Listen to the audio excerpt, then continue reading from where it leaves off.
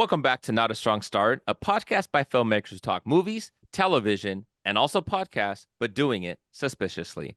I'm your host. I don't trust you, Jorge Marrero. You specifically. I am not your host, suspiciously suspicious. Well, that's suspicious of you. What? And I am your other guy. It's good to be bad. It is. All right. So in this week's episode, we want to tackle some of the actors that you just can't trust. We're not necessarily focusing on just villains, but ones that always seem to play characters that are just like, they're a little squirrely in there. I don't know if I trust them, to the point where I don't even know if I trust them in real life, right? I know there's some actors up there with you guys. So what are some of the qualities? Let's start off with that. What are some of the qualities that you guys look at that makes you feel a little suspicious about these actors? There's people, just their face just screams sneakiness. Don't look at me, Like- Jose, when you're saying that. Yeah. Don't look at me, okay? We know that already, right? It's an insecurity about me. I'm a head tilt while I'm Yeah. staring at you too. Right? The only Sometimes guy with they're- his hat the wrong way. Come on. With his... I know. Yeah, last week you had, it upside down. Now it's the other way. Next week I it's don't gonna be know. inside out. I'm gonna show you what it's all about. Yeah, sometimes there's certain actors who have this face, which makes them fit these characters very well. That it's like their face just says, "I'm plotting something." I mean, they might just be thinking about what they're gonna have for breakfast, but their face says, "Oh, you want world domination." There's just certain ones. So I think that's one of the big things. I also think it's their voice. Some people just have a certain tone to their voice where it's just like, I can't believe that you would say anything that's really a good guy. I can't believe it's not butter. You know, like there's nothing about you says I'm a good guy. You know, if there's just that certain way they talk. Like I think I have a very disconcerting kind of voice. Like you would never be worried about if I talk to you and you'd be like, George isn't, he's harmless. You're okay. Yeah. But No, if I it's started my talking voice. to you like this and everything, It's my voice. It's the higher pitched voices that you gotta worry about. Those are the ones that got a little squirrely. those Chris Tuckers, yeah. Those Yeah. That's when you have the high Wait. inflections. Yeah. Do you think that this also applies to because there is a stereotype out there, accents? Are there certain accents yeah. that make you less likely to trust a character in a movie or a show? Because I For sure. feel a lot of times you get the British bad guy, Yep. and has that British accent. Am I devious? Yes, I think I am. I feel things like a Russian accent sometimes in movies. It was like, oh, you must be the bad guy. Or So I German. feel accents can play a part in it. I mean, to them, probably an American accent, they're like, that's a bad guy. Or Well, that's a fat fuck. Well, it's When like they for them, hear it's like American that guy's accent. dumb. That guy's dumb. Yeah. And half the time they're right. I mean, in fairness, but yeah. There's also the smirk. You know what I mean? Like their smile. There's sometimes, you see characters and actors that smile, and there's some of them that are on the list where I'm like, you got a squirty little smile, man. It's a little side smirk. Like, I don't believe you for Yeah. a second. You're trying to do the whole, velociraptor. You're looking at me here, and there's another one coming from behind. You guys want to get into some of our actors then? Honestly, when I thought of this topic, there was one face that popped in my mind, like immediately. And that Okay. was Ralph Fiennes. First that popped in my head. So, we have Voldemort, iconic villain. He was also the chef in the menu. And while not Yeah. a straight up villain, not a great person in there, not someone you can trust. You go in looking to have dinner, and then you know what happens after that. You can't even have dinner around this guy with all your life Yeah. being in danger. He was, of course, Red Dragon, played Francis' character. Even a lower key movie like in Bruges, he played, I think Harry was his name, but he played that character who was willing to take out his own best men and have them out. Like you can't even trust him if you work for him. And then of course, little lower key evil robe, the Schindler's List, playing, the guy who runs a encampment Nazi in camp. there. So he's had some roles in there which have contributed, but he has that face that you feel like I may be in danger if I am around you. Like even if you're saying the right things, like I feel I might not make it to the end of the hour. Yeah, he has like a Yeah. sophistication about him where it almost feels like he's looking down on you. You know what I'm saying? For Because sure. you see, For sure. you Yeah. see some British guy where it's like they sound rich, they sound elegant. This guy has like a condescending tone where it's like he sees you as lower. So he was perfect for Schindler's List because he feels like that. It feels like he's sending my butt straight to the concentration camp, about to get gassed. Like it feels like that. So that's a great point. There's a reason Yeah. why he was cast by He Who Must Not Be Named, and they removed his nose for that. So like, I mean, come on, the guy's. I get it. Yeah, I can never see him as a good guy. Like I remember when he got cast in that rom-com with Jennifer Lopez, Mhm. and I'm just like, I'm not buying this. This guy? You're not Matthew McConaughey. Who do you think you are? Yeah, Who do you... yeah. He's gonna turn on you in 3, 2, 1, go. Exactly. For me, this guy was undoubtedly the number one that I could think of, which was Christopher Lee. For me, Christopher Lee is the quintessential bad guys of bad guys. Like I always think back of like growing up and his like the thing that made him a star was the Hammer horror films. So like he was Dracula, also the most Dracula. He's played Dracula 10 times. No one has really? played Dracula as much as Christopher Lee has. He played the Mummy, he played Frankenstein. He was the trifecta of horror monsters. But then he, even in his older age, he was Saruman in Lord of the Rings. He was Count Dooku in Star Wars. Like he's in iconic franchises as the guy that you just like, well, I don't want to mess with him. Like he's, even when he's good, you're like, I don't know. Like I How are remember like you? I read Lord of the I'm Rings not as a buying kid, this. but like my family, none of them read Lord of the Rings. So we're watching it for the first time, in the theater, and the Two Towers happens. And like my parents were like, that guy's not good, right? Like I know he's talking to Gandalf, and Yeah. Gandalf is a good guy, but like he doesn't look like a good guy. He seems like a bad guy. Is he the guy with the eye that they keep on talking about? With the names being so close, Sauron and Saruman doesn't help. But it was like, I don't know about him. I don't, because my parents are Spanish. They're gonna talk during the movie, so it's just like that guy.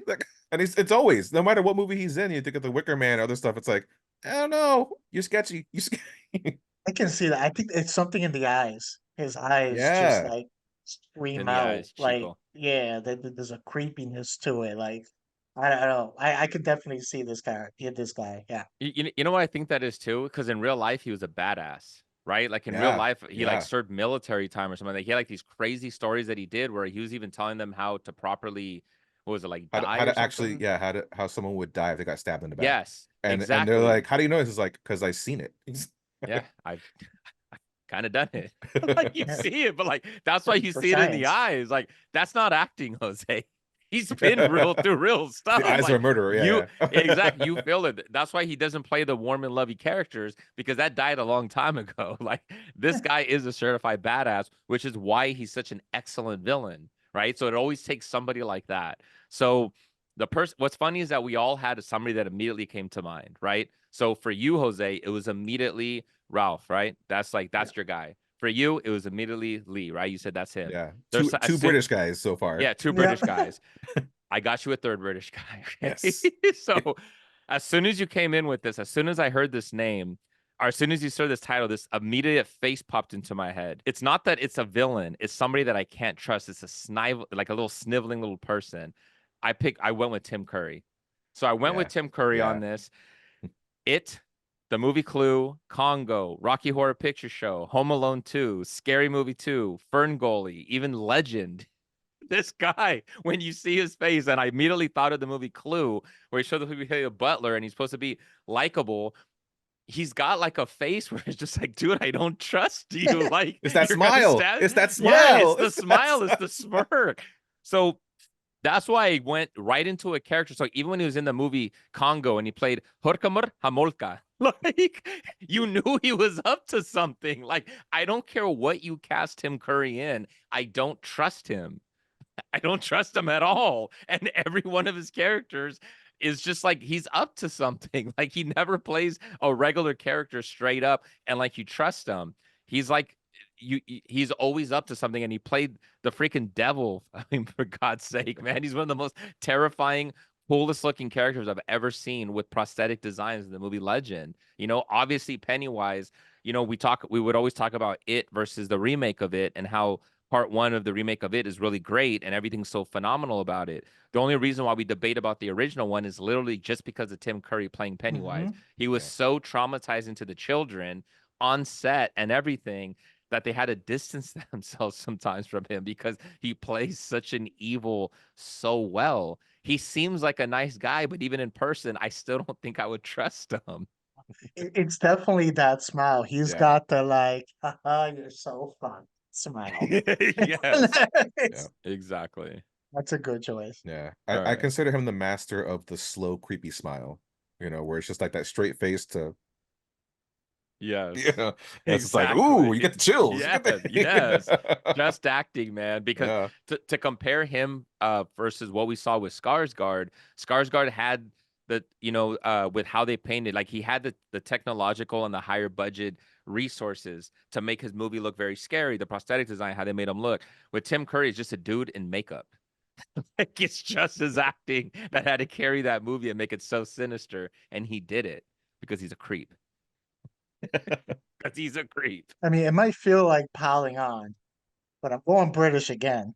Uh, with this guy, it's kind of what you said about Ralph, Dan. This guy's untrustworthiness is in a way like there's just like a sophistication to it where it always feels like he is looking down on everyone else and he feels that he's better. And that's why he's willing to just walk over anyone as possible. And that is Charles Dance. All the way back to Last Action Hero when he played Benedict and stuff. And he was one of the highlights of that movie. He was such a good bad guy. But then Game of Thrones, Tywin Lannister is still one of the best characters in there. And then not too long ago, we had Godzilla King of Monsters, and he played the villain there. But it's always these villains that you see that it's like their chin is up high, especially with the Game of Thrones, the Godzilla chin is high. Their way, no other way.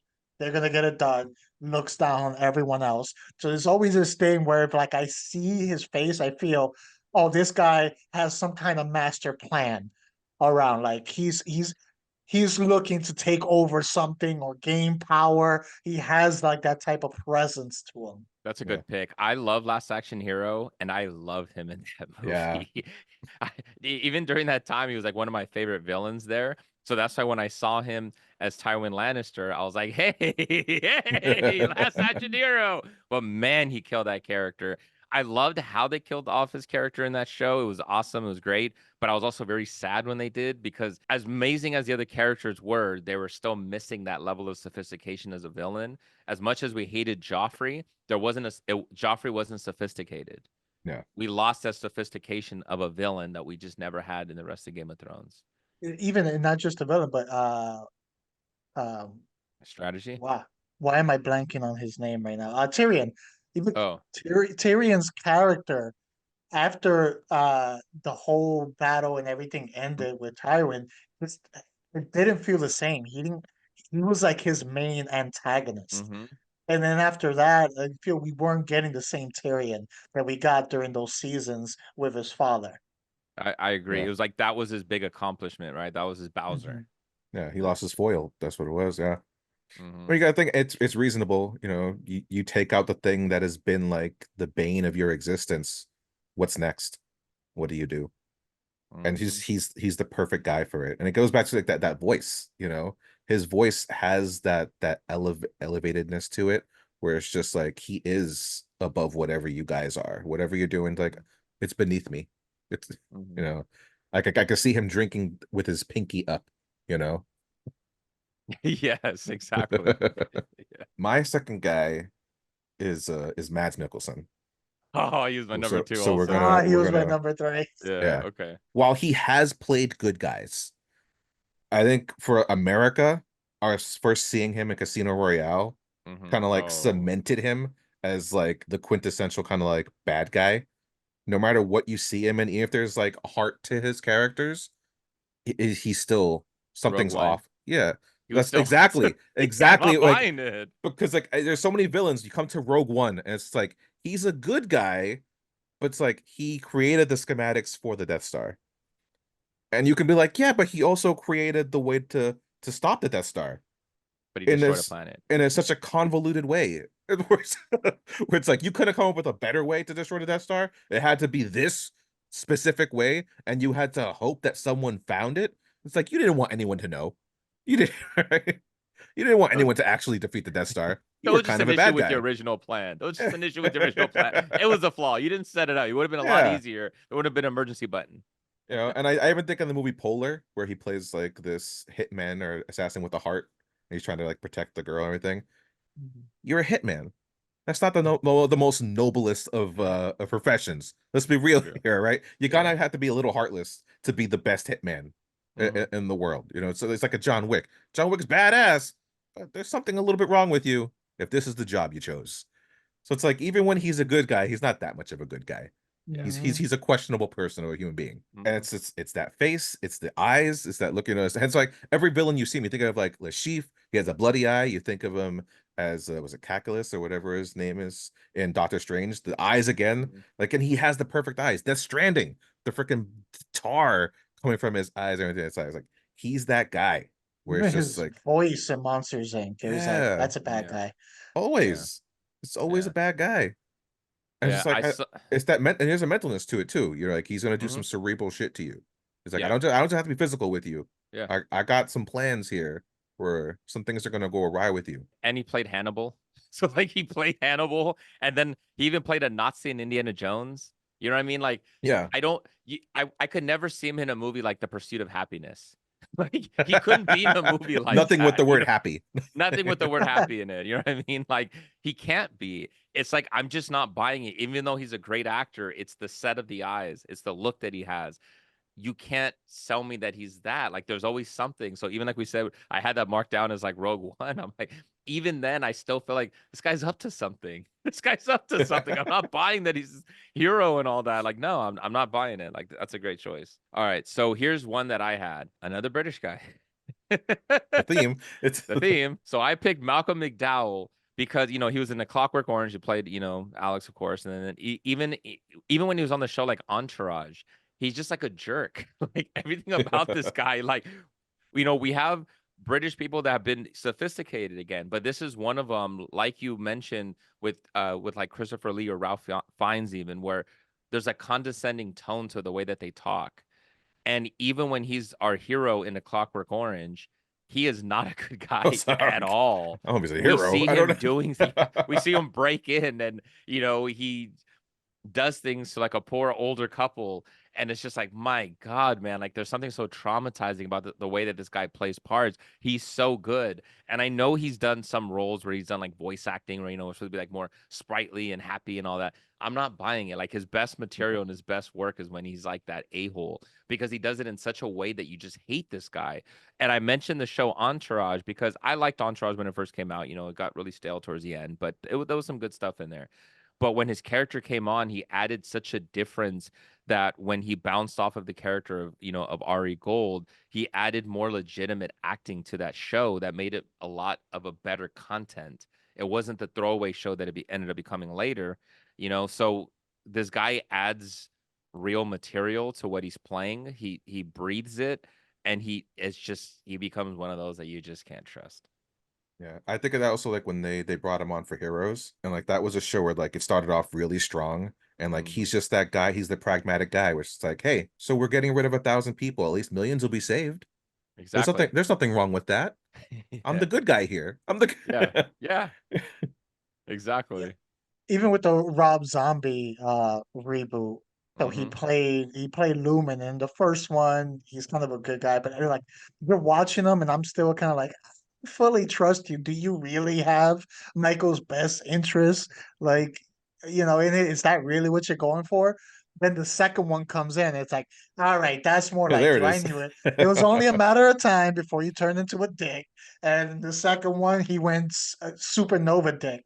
So, yeah, that's definitely a good one. You don't look at his face and listen to his voice and his mannerisms and his inflection and be like, all right, I'm gonna go hang out with that guy. Exactly. But strangely enough, he seems like someone like in real life. I totally have a drink with this guy because it seems like he has a lot of crazy stories to say. You know what I mean? He's such an interesting person that it's fascinating, but man, he looks you could tell he has his own interests. His own interests come first. He's All got like right. that the under eye look too. Yes. You know what I mean? Like so Yep. that tilt of just like Yeah. looking up, you know. Yes. Yeah, and So you I feel like always an think of idiot. that as the iconic kind of view of how I see him. Yes, exactly. Just like the opening of Clockwork Orange, the famous one, Yeah, it's like yeah. Samurai the camera. It sets you up immediately.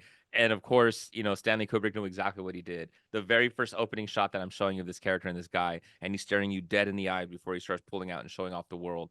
You're looking dead in those eyes with that look that you're talking about, immediately making you feel uncomfortable with the music that they're playing behind in the background. All right, for my next one, I don't think he's British. I think he's like Danish or something. So we might have broken like a little bit Well, of his. Mads Mikkelsen's not Oh British. yeah, true. Yeah, I yeah, think yeah. he's actually Danish also.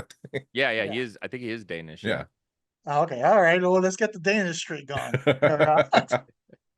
And I gotta go with someone who's just like it's hard to say, but he kind of when he's in the movie, he gives me like creepy vibes, like he's a creeper. Not so much like evil, but he's doing some creepy shit type stuff.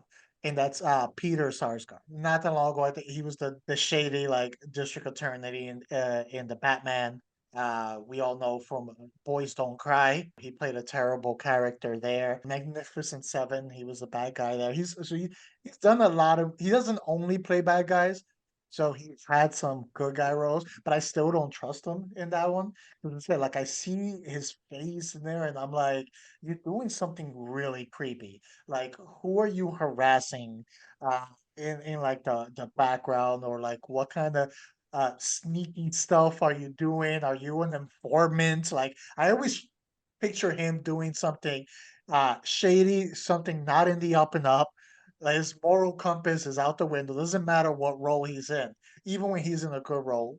Like we said about some of the other characters, I'm waiting for the ball to drop. I'm waiting when it gets to the third act, and it turns out that he's been undermining them the whole time. Yeah, he definitely plays like the Benedict Arnold kind of characters, where it's just like he's not necessarily the mastermind, but he's gonna turn on you. He's gonna Yeah. do something for his best interest. Absolutely. And even when he was in the movie Garden State, right? He was still doing shady stuff where he was slinging and all that. He Yeah. was a scumbag. He was a scumbag. His own mom thought he was a scumbag. So it's like that's like one of the first things I ever saw him in. I'm like, the guy feels like that. He looks like a scumbag. You know what I mean? Yeah. So yeah, good choice. Green Lantern was another one. He played that Yes. creepy, Yep. like Hammond. Yeah. Yeah, exactly. That's a good one. All right, I'm going with a guy here, which I feel like you guys must have somewhere on your list. Which like he started off his career as playing only detective roles primarily, like detective or a reverend or doctor. He was always just like a profession, and he was like in every cop procedural that exists on TV. But now he's like the ultimate bad guy, and that's Giancarlo Esposito. Like he's like the guy now that everyone's hiring. It's like I need a good villain. Who got Giancarlo? You're free. All right, come along. I think ever since he played Gus Fring in Breaking Bad, that was like a pivot point. And now like he's Moff Gideon in Star Wars. He's going to be Sidewinder in the new Captain America movie. Even in The Boys, small character in The Boys, but like he's just this mastermind behind everything at Vought, where he's just pulling some strings. Like he's so evil and badass that he has no powers, but he's standing toe to toe with the most superpowered character, the Homelander. Yeah. And you never feel like he's in danger. Like he has He's in that much control. gravitas to what Yeah. he's doing that he's just like, you can't hurt me. Yeah, sure, I'm just human, but what are you? You're insignificant to me. Yeah. Even in the movie like Kaleidoscope from Netflix, where he wasn't technically a bad guy, he wasn't really a good guy either. No, it's that flawed. He's a flawed human being. And he does it so well too. Like I remember watching him like Unusual Suspects where he plays a detective, and I never saw a bad guy.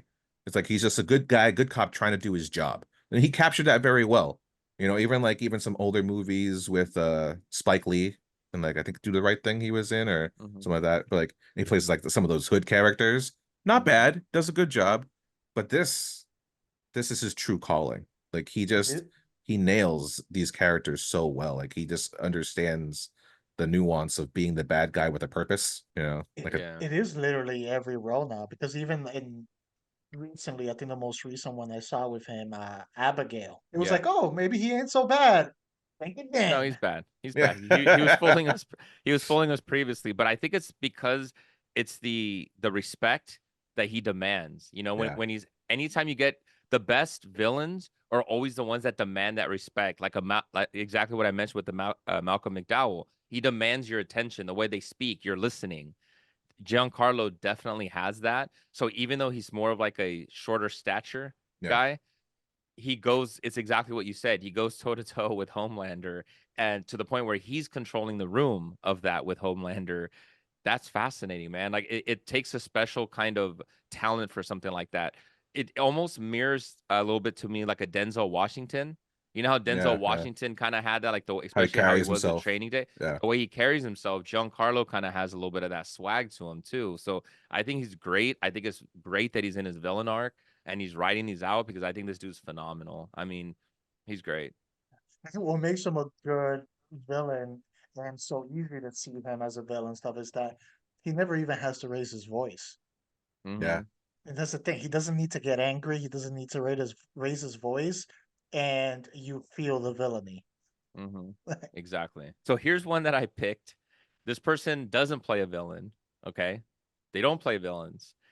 This person just has this is another one that went with actors you can't trust because there's just something slimy about this character.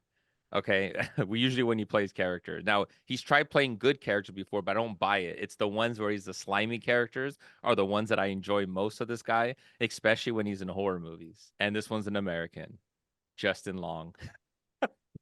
When Justin Long has been in movies, It's a Wonderful Knife, Barbarian, Tusk, even Idiocracy.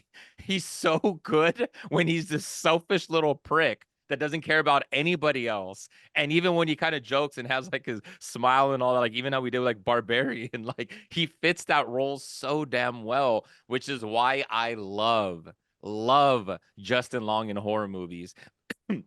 Because he adds a comedic element to the horror that he balances it so well. And it's like, even what was the movie that was in Accepted? Yeah. Trying to trick his parents into getting accepted into his fake school. That's what he is. Even in the movie Waiting, like he does a little bit of shady stuff. Like he's so good for that role. I know when we see him in the movie Dodgeball and he's supposed to be, dumb and he's funny in that roles, but it's these other ones that make him so selfish to the point where I'm thinking, is there a little bit of selfishness to this guy? I was just watching Drag Me to Hell last night, and he's great in that. And that one's is one where he's kind of playing at surface level. But even then, when he has his mom that's so disapproving of the girlfriend, he's not defending her. Like he's just kind of taking it, and he's again looking out for his best interest. So Justin Long's man, he's somebody that just you can't trust him. I ever think of that was that movie He's Not Just Not Into You or something like that, right? Mm-hmm. So like one of those rom-coms. Mm-hmm. And he plays like the player kind of character, which at first when you hear that, because he has a dweeby look to his face, you're like, he's a player. But then he turns on the charm. It's like, okay, I'm seeing it. But then he's such a dick to like to his friends and to the females and stuff like that. And it's just like, man, you don't deserve love, dude. Yes, that's what makes it good. Like everyone else in that movie, you're hoping you deserve love, but now you don't deserve it, bro. Yeah. Like, I hope something bad happens to you, man. You need to love yourself first. Yeah. Honorable mention that I have to throw in there, Aidan Gillen. So he played Littlefinger in Game of Thrones, and probably the most mischievous, untrustworthy character in there. And I think a lot of it has to do with the character he played in there, that where I think I can never trust this person in any other role, all based off of that one role. To the point that I remember I had already, been into Game of Thrones and all of that stuff, and I saw for the first time one of the Maze Runner movies, and he showed up in it. And his character at first seemed like he was doing the right thing, like he was helping and all of that stuff, but he was like, I just couldn't trust him. I even said out loud, I forgot who I was watching with. I'm like, this motherfucker's gonna do something. Like I swear, like I don't know, there's something about him because I'm just picturing Littlefinger the whole time.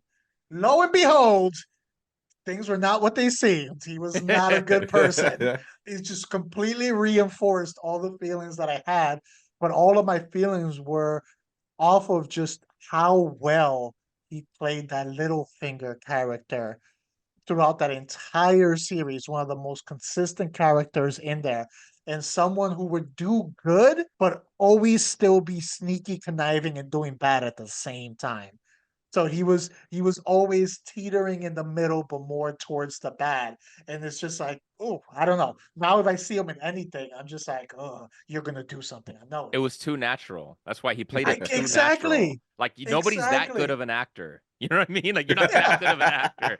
That's some real life that you put in the, that's some method acting. Yeah. Like your wife's got to be side-eyeing you, like when you guys are laying in bed every night. Like, Uh, what have you done today?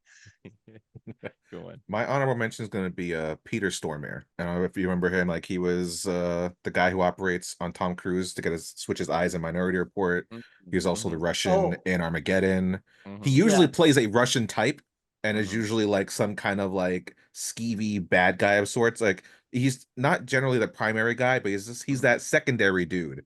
And he's never good. Even when he's good, he's not good. Mhm.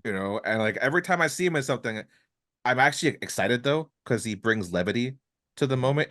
He's almost like the equivalent of like John Malkovich in Rounders, Mhm. is like that over the top just Russian dude. When he comes in, it's just gonna be great. Like he's gonna have some silly one-liner, probably referring to your balls or some shit, and he's gonna have you by them by the end of the conversation. Yeah. Yeah.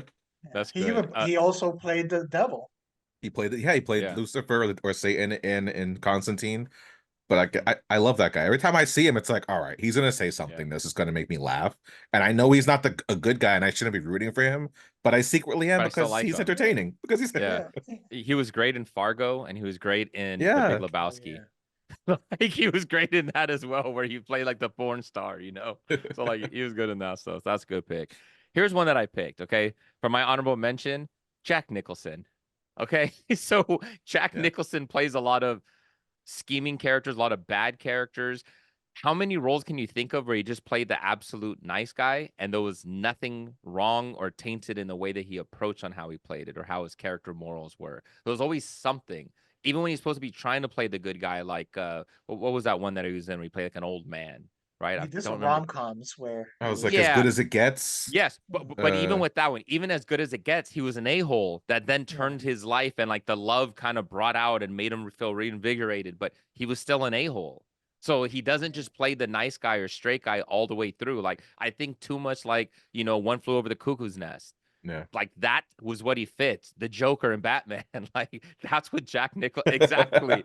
That's what Jack Nicholson does. But every time, even when he was in, Chinatown, right? Even when he's sitting there playing, there's still the scheming side to this guy. That's just like he plays dirty. Even when he's a good guy, he He plays plays dirty. broken characters. Yes, and he Every does. person he ever plays is broken in some way. There's always Mhm. unhingedness Yeah. to the characters and the way he plays them. That at any moment you feel they can snap. Thank you for watching another episode of Not a Strong Start. You can like, subscribe, comment, share on YouTube channel Not a Strong Start. Listen to us anywhere listen to your podcast. Follow us on Instagram and Twitter, Not a Strong Start. I'm your host. I don't trust you, Jorge Marrero. Follow me as King_Sangre. I am not your host. Suspiciously suspicious. And you can find me at This Is Me Nombre on Instagram. And I am your other guy. It's good to be bad. You can follow me at Nicolopolis.